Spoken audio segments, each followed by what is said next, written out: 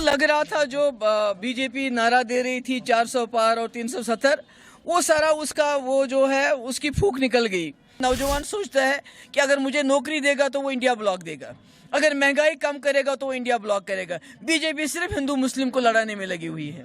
BJP वाले कभी मंगलसूत्र की बात करते हैं, कभी कहते हैं कि कांग्रेस सब कुछ ले जाके मुसलमानों को देगी, मतलब एक कम्युनल माहौल बनाया जा रहा है। जो लग रहा था जो बीजेपी नारा दे रही थी 400 पार और 370, वो सारा उसका वो जो है उसकी फूंक निकल गई।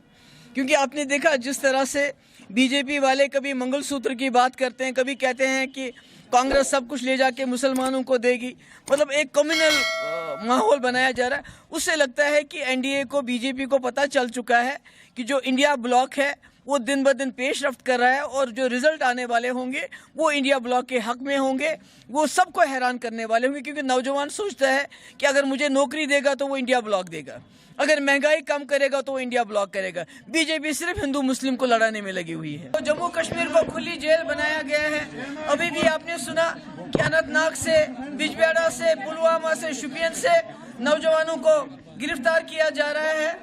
तो उनकी बात कौन करेगा, कौन करता है? जो जम्मू कश्मीर के इस वक्त मसले मसाइल है उनकी बात पार्लियामेंट में कौन करेगा?